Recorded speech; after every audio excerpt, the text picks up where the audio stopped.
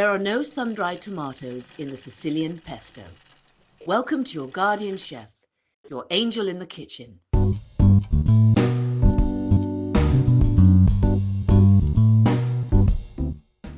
Today we are making authentic Sicilian tomato pesto rosso, Pesto Alla Trapanese. Unlike Pesto Genovese, this pesto originates from Trapani, Sicily. Not sure why some recipes call for sun-dried tomatoes.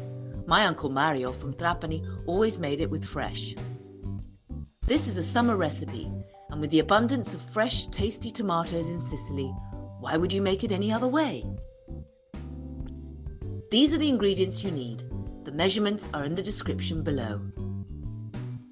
Traditionally, it is made with San Marzano tomatoes, the same you use to make tomato sauce, as they have a lower water content. They are firmer and have less seeds. No need to peel them. More modern versions use cherry or pecorino tomatoes. Remove the top of the tomatoes. Cut the tomatoes into quarters. Place them into a bowl and add basil leaves that have been washed but completely dry. Then add pecorino cut into small chunks, a pinch of salt, and abundant extra virgin olive oil. Blend until the pesto becomes creamy and smooth to the desired consistency. Boil the pasta in salted water.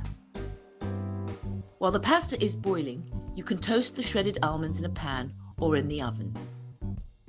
We'll use toasted almonds for crunchiness instead of pine nuts, reflecting local Sicilian tradition.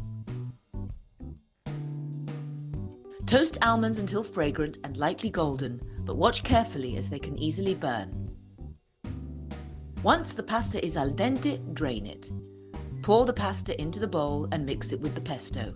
Stir until all the pasta and the pesto are completely combined. Serve tossed with pasta, topped with toasted almond. It can be served warm or at room temperature or cold. It is also great as a dip, a topping for bruschetta, or as a side sauce for grilled meats. For more pasta recipes, check out the playlist above.